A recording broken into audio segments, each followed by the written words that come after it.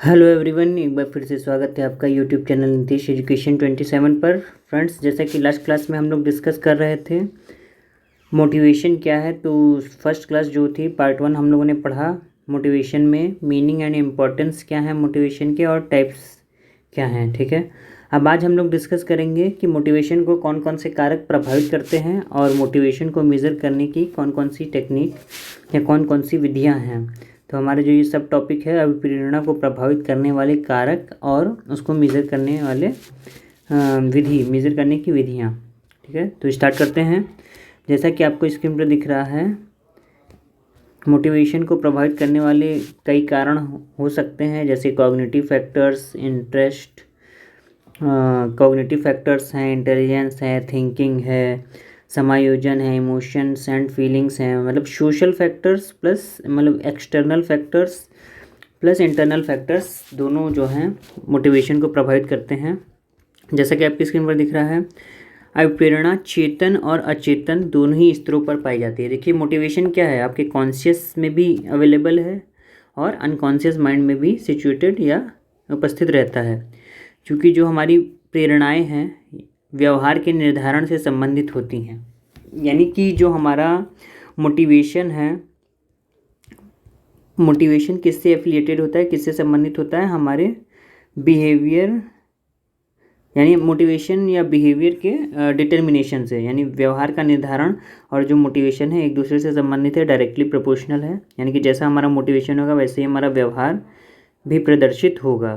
तो ये क्या है, देखिए, मानव जीवन को महत्वपूर्ण एवं सार्थक ढंग से प्रभावित करती हैं तथा साथ में अनेक बाह्य एवं आंतरिक कारकों से स्वयं भी प्रभावित होती हैं। जैसे कि मैंने बताया कि मोटिवेशन जो है, मोटिवेशन को कौन कौन से कारक प्रभावित करते हैं, कुछ एक्सटर्नल फैक्टर्स हैं, कुछ इंटरनल फैक्टर्स हैं।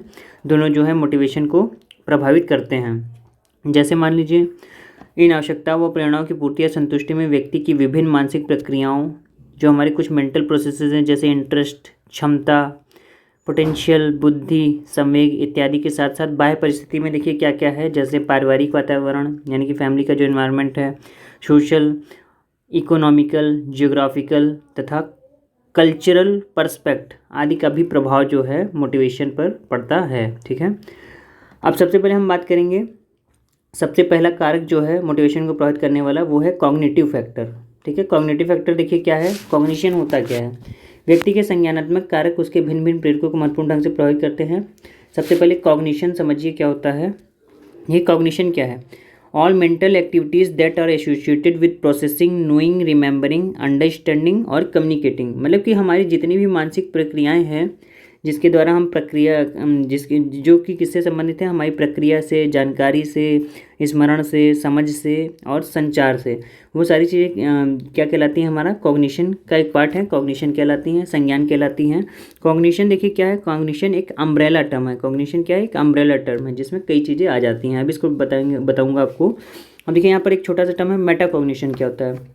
तो मेटा कॉग्निशन क्या होता है, थिंकिंग अबाउट वंस थिंकिंग, यानी किसी विचार के बारे में विचार करना ही क्या है, मेटाकॉग्निशन कहलाता है। अब देखिए कॉग्निटिव स्किल्स हमारी कौन कौन सी हैं, जैसे कि मैंने बताया कि कॉग्निशन जो है या संज्ञान जो है आपका एक अम्ब्रेला टर्म है जिसमें आपका परसेप्शन भी आ जाता है, यानी प्रत्यक्षण भी आता है संज्ञान के अंतर्गत, अटेंशन यानी अवधान, मेमोरी यानी स्मृति और लॉजिकल रीजनिंग यानी तार्किक क्षमता हमारी। अब देखिए परसेप्शन में भी क्या है, हमारे पास परसेप्शन भी दो टाइप के हैं, विजुअल परसेप्शन यानी कि जो हमें दिख रहा है, और दूसरा ऑडिटरी परसेप्शन जो हमें सुनाई दे रहा है। यानी कि वातावरण के अनुभवों को, वातावरण के सूचनाओं को जब हम देख कर और सुनकर ग्रहण करते हैं और अपने दिमाग तक पहुंचाते हैं तो ये हमारा परसेप्शन कहलाता है। अटेंशन क्या है, अटेंशन अवधान है जिसमें फोकस्ड, सस्टेन्ड और डिवाइडेड अटेंशन है। मेमोरी में अगर हम बात करें, short term memory, working memory, long term memory, visual memory और ऑडिटरी मेमोरी।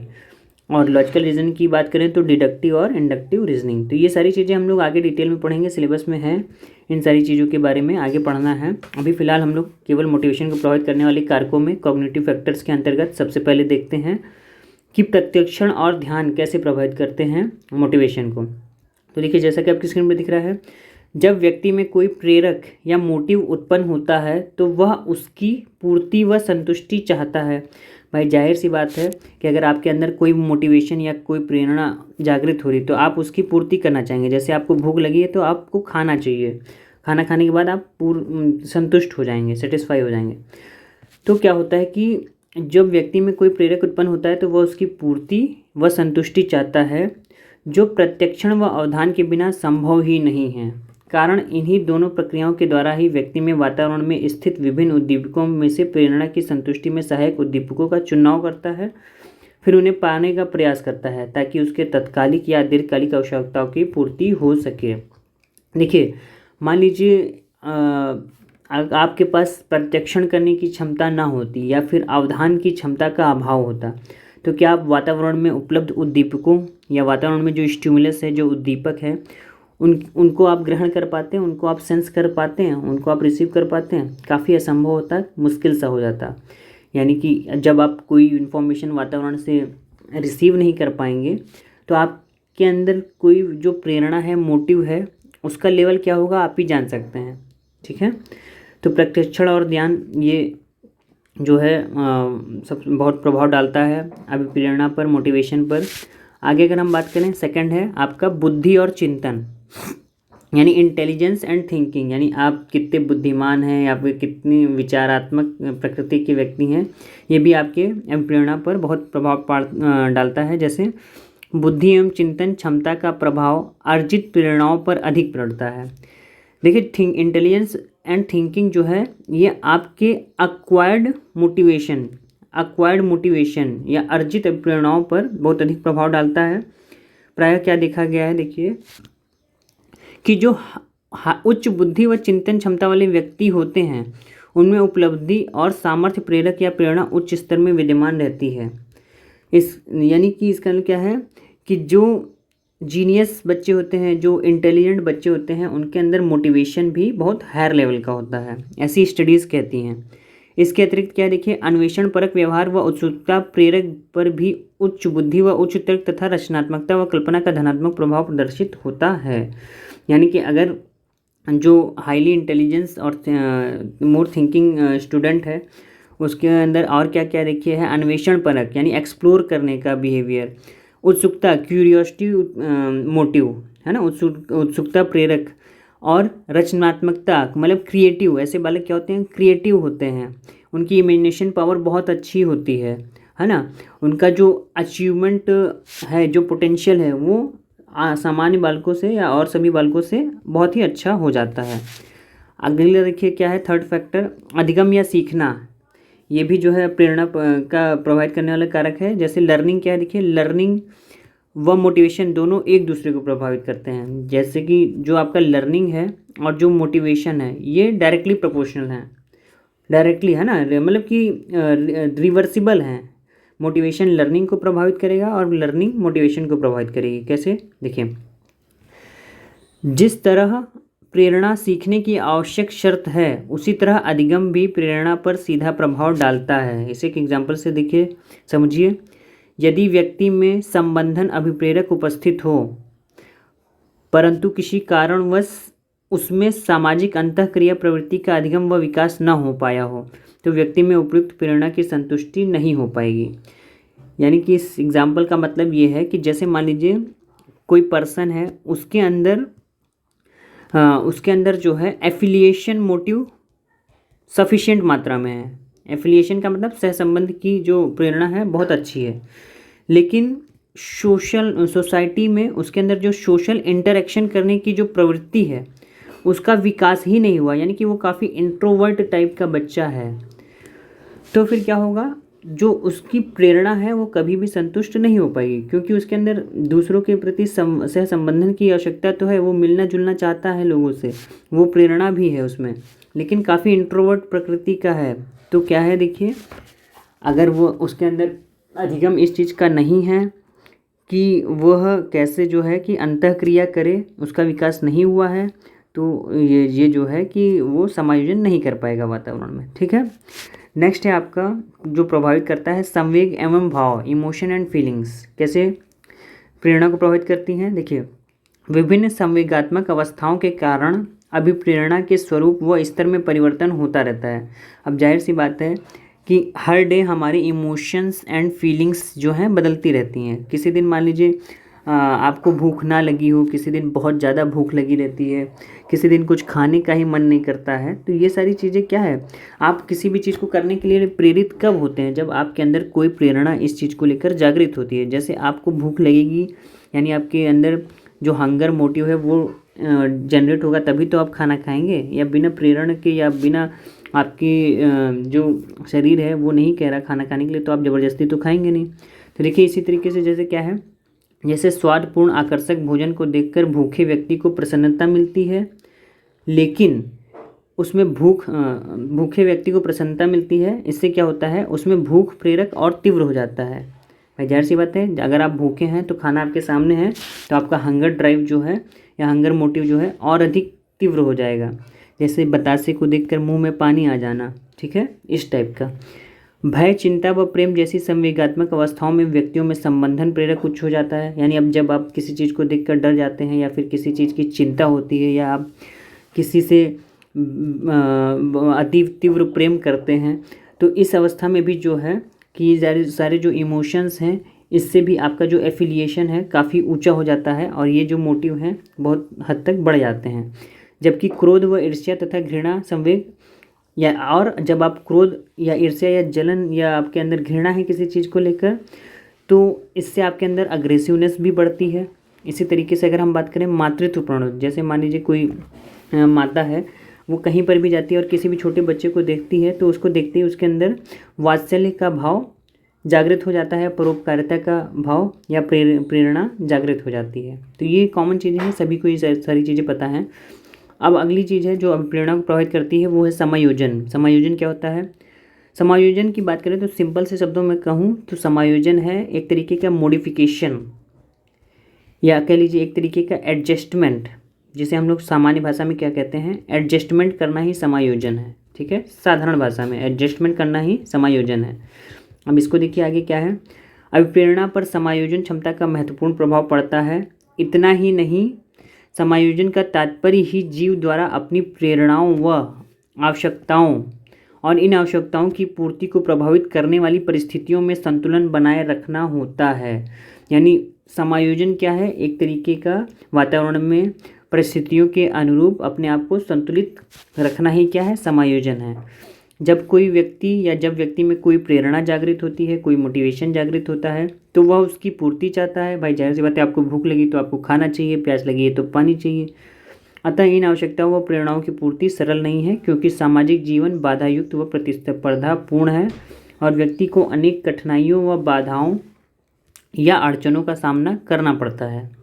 इस क्रम में क्या है, व्यक्ति जैसे ही इन बाधाओं का निवारण कर लेता है, अर्थात प्रेरणा की पूर्ति को प्रभावित करने वाली परिस्थितियों के प्रति स्वयं अनुक्रियाओं को समायोजित कर लेता है, तो उसके व्यवहार व अनुक्रियाएं लक्ष्यपूर्ण हो जाती हैं और परिणाम स्वरूप लक्ष्य की तुष्टि हो जाती है। इससे क्या होता है, व्यक्ति में तनाव और असंतुलन दूर हो जाता है। और इसके विपरीत अगर आप उन बाधाओं का सामना नहीं कर पा रहे हैं तो आप असमायोजित हो जाते हैं और आपकी आवश्यकताओं की पूर्ति नहीं होती। फलतः आप में जो मोटिवेशन है उसका अभाव हो जाता है और आप कुंठाओं से ग्रस्त हो जाते हैं। बहुत ढेर सारी आपके अंदर इन्फीरियरिटी आ जाती है। ठीक है, नेक्स्ट है आपका अंतर्द्वंद। अंतर्द्वंद कैसे प्रभावित करता है, देखिए, द्वंद्व भी प्रेरणा को प्रभावित करने वाले कारकों में से एक है। द्वंद्व का मतलब क्या है, आपके सामने मान लीजिए दो फेवरेबल कंडीशंस हैं और आप इस चीज़ को डिसाइड नहीं कर पा रहे हैं कि आप ये रास्ता चुने या ये चुने, इसे चुने या उसे चुने, तो इसे कहते हैं द्वंद्व, मानसिक द्वंद्व।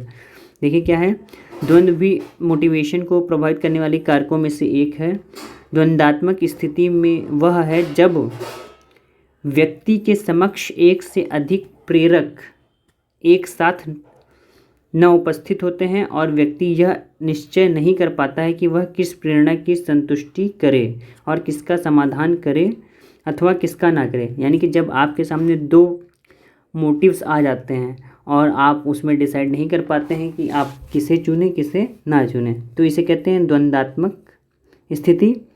जैसे मान लीजिए एक एग्जाम्पल है इसका, जैसे एक युवक संबंधन आवश्यकता के तहत, यानी कि जो संबंधन की मोटिव है, जो एफिलिएशन का मोटिव है, उसके अंतर्गत एक जो युवक है, मान लीजिए उसकी वो हायर एजुकेशन भी लेना चाहता है और अपने माता पिता से दूर नहीं होना चाहता है, यानी वो हायर एजुकेशन के लिए विदेश में जाना चाहता है पढ़ने के लिए, लेकिन वो उसकी इच्छा ये भी है कि वो अपने माता पिता के साथ भी रहना चाहता है। तो अब देखिए यहाँ पर दो मोटिव हैं, पहला बच्चा अपने माता पिता के साथ रहना चाहता है, दूसरा लेकिन इसके साथ साथ वह विदेश में जाकर उच्च शिक्षा भी प्राप्त करना चाह रहा है। तो अब इसके अंदर क्या है, देखिए द्वंद्वात्मक स्थिति उत्पन्न हो गई है, ठीक है। तो यहाँ पर क्या है, देखिए यहाँ पर द्वंद्व का अभिप्रेरणा पर महत्वपूर्ण प्रभाव प्रदर्शित हो रहा है। दूसरे शब्दों में द्वंद्व अभिप्रेरणाओं की तुष्टि में बाधक सिद्ध हो रहा है, यानी कि द्वंद्व से क्या है, अभिप्रेरणा को पाने में बाधा उत्पन्न होती है। अब अगला है पॉइंट जो प्रभावित करता है कारक, वो है इंटरेस्ट, रुचि। देखिए क्या है, सामान्यतः यह देखा गया है कि यदि व्यक्ति कोई सामाजिक मानकों के प्रति प्रतिबद्धता व रुचि रखता है, यानी कि कोई व्यक्ति अगर सोशल नॉर्म्स के प्रति प्रतिबद्धता व रुचि रखता है तो उसमें अनुमोदन प्रेरक उच्च होता है। अनुमोदन प्रेरक, जैसे जब मान लीजिए आप किसी से अप्रूवल चाहते हैं, अपनी बातों पे शाबाशी चाहते हैं या अपनी तारीफ़ सुनना चाहते हैं, तो ऐसे बच्चों के अंदर क्या है, अप्रूवल नीड बहुत ही ज़्यादा होती है और वो सोशल नॉर्म्स के अकॉर्डिंग अपने आप को खरा उतारना चाहते हैं। तो इसमें क्या होता है, यदि व्यक्ति की रुचि दूसरों से मिलने जुलने व सामाजिक अंतःक्रिया में अधिक है तो उसमें संबंधन या सामुदायिकता की भावना अधिक प्रबल होती है। इसी तरह यदि कोई बच्चा हिंसापूर्ण फिल्मों में अधिक रुचि लेता है तो आगे चलकर उसमें आक्रामकता प्रेरक के प्रबल होने की संभावना अधिक होती है। देखिए इसीलिए कहा जाता है माता पिता को कि आप बच्चे को जैसी चीज़ें दिखाएंगे, जैसी चीज़ें सुनाएंगे, जिस इन्वायरमेंट में रखेंगे, बच्चे के अंदर वो सारे गुण ही बड़े होने पर उत्पन्न हो जाएंगे, ठीक है।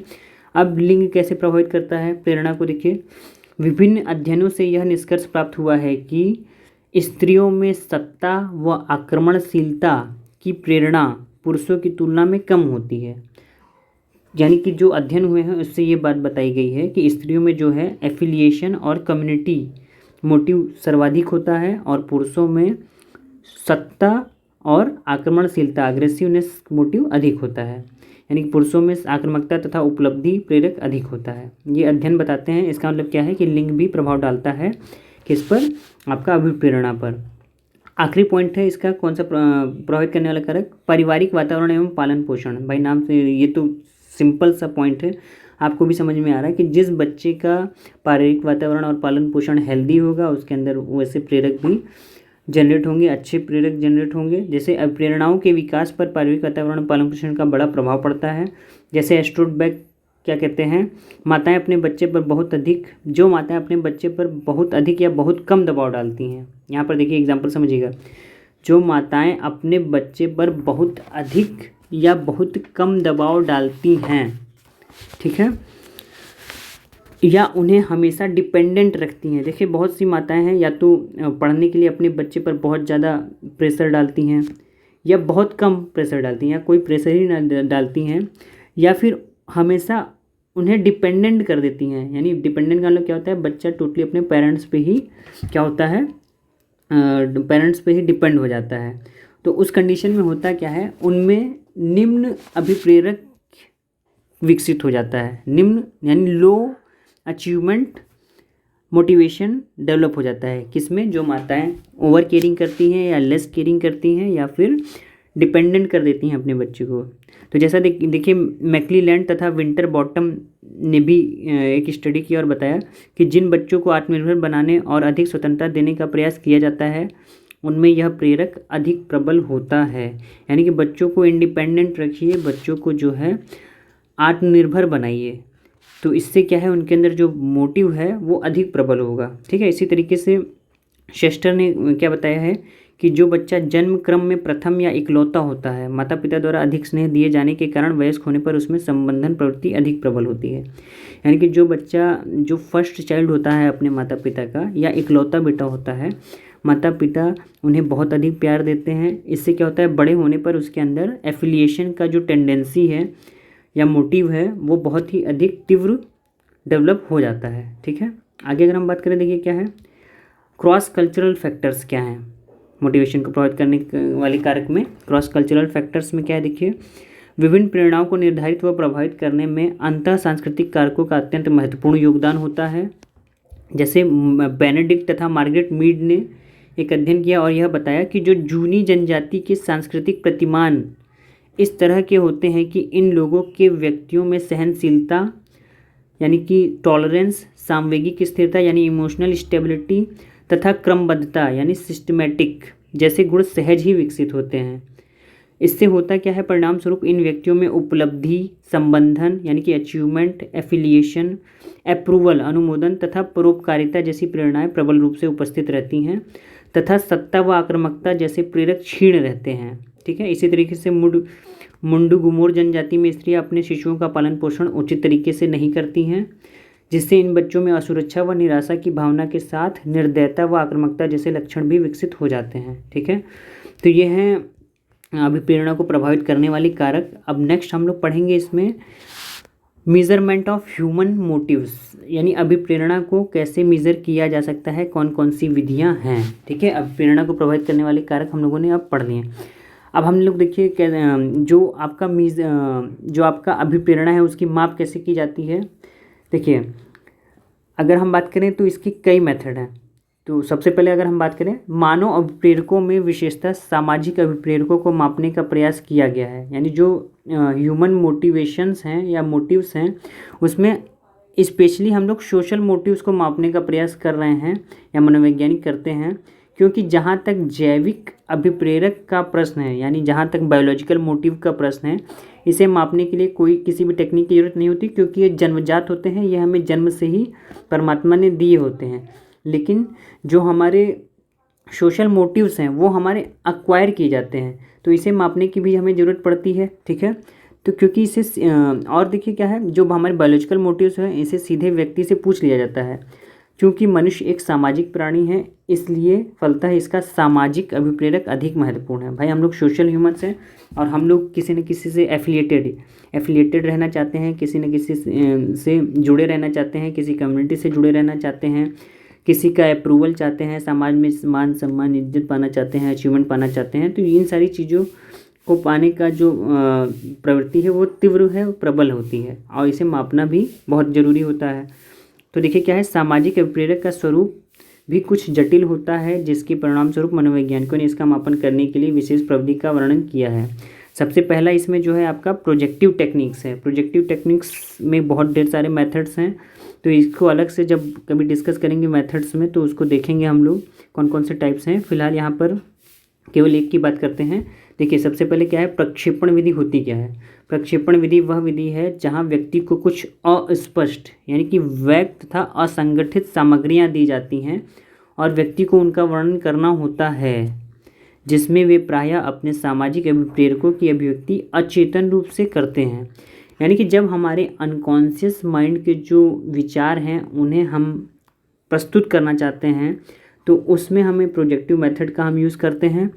इस विधि को प्रेक्षण विधि इसलिए कहा जाता है क्योंकि अपनी इच्छा, अभिप्रेरक, मोटिव, अभिप्रेरकों का संघर्ष यानी कॉन्फ्लिक्ट ऑफ मोटिव्स आदि का प्रेक्षण अस्पष्ट एवं असंगठित सामग्रियों के वर्णन करने में परोक्ष रूप से करता है। ठीक है। देखिए प्रोजेक्टिव मेथड्स या टेस्ट तो कई हैं, लेकिन यहाँ पर हम बात करेंगे थेमेटिक अपरसेप्शन टेस्ट TAT की, जिसमें क्या होता है, सामाजिक अभिप्रेरकों की माप की जाती है, मतलब जो TAT है उसके द्वारा सोशल मोटिव्स की माप की जाती है। ठीक है। इसमें कई कार्ड होते हैं जिसमें कुछ अस्पष्ट चित्र बने होते हैं और इन चित्रों के आधार पर व्यक्ति को एक कहानी लिखनी होती है। कहानी लिखने के बाद क्या होता है, इसका विश्लेषण किया जाता है और उस व्यक्ति के प्रमुख मोटिव्स के बारे में पता लगा लिया जाता है। ठीक है। ये भी डिटेल में बात करेंगे इसको बाद में।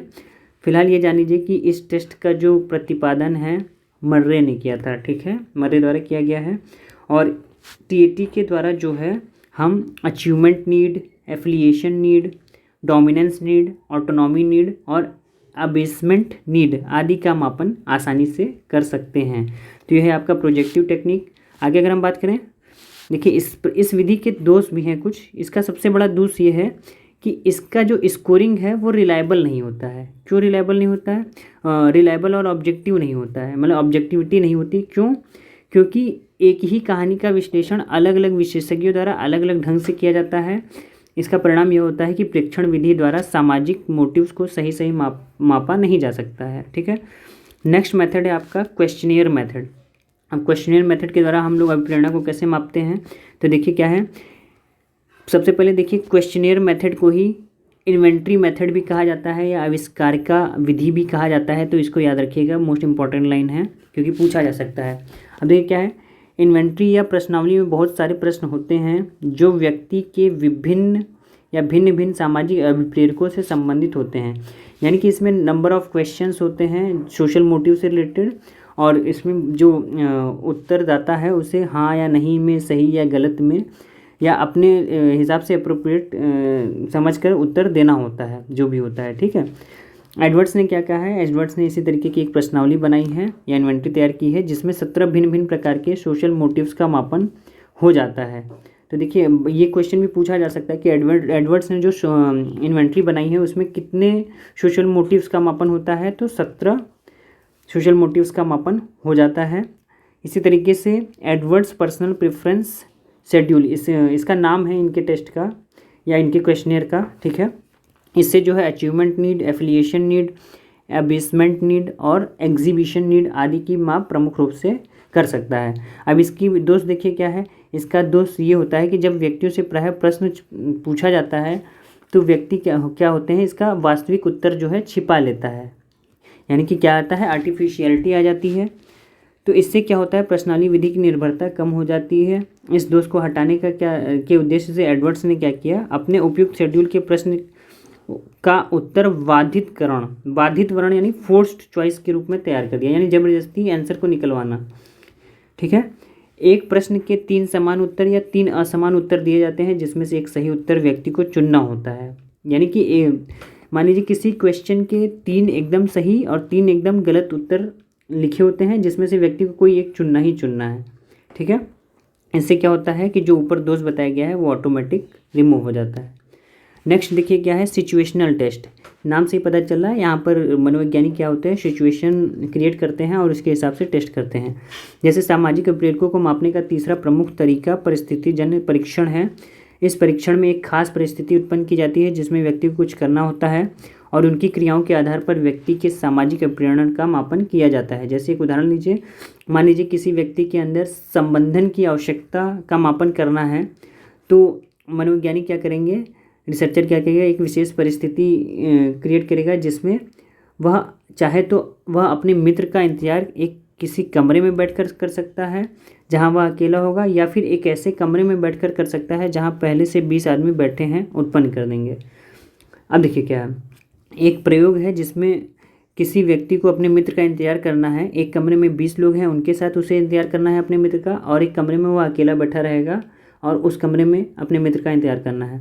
तो इसका रिजल्ट क्या आया, इसमें रिजल्ट ये आया कि यदि व्यक्ति में संबंधन आवश्यकता अधिक मजबूत होगी तो व्यक्ति 20 व्यक्ति वाले कमरे में इंतजार करना पसंद करेगा, और अगर व्यक्ति में आक्रमणशीलता का मोटिव माफ़ कीजिएगा आक्रमणशीलता का मापन करना है तो एक विशेष परिस्थिति जो उस व्यक्ति को अपमानित करे में रखकर किया जाता है, जिसमें यदि वह व्यक्ति अपने अपमान का बदला दूसरे लोगों के प्रति आक्रमणशीलता दिखलाकर करता है तो इसका स्पष्ट मतलब यह हुआ कि व्यक्ति में यह अभिप्रेरक तीव्र है।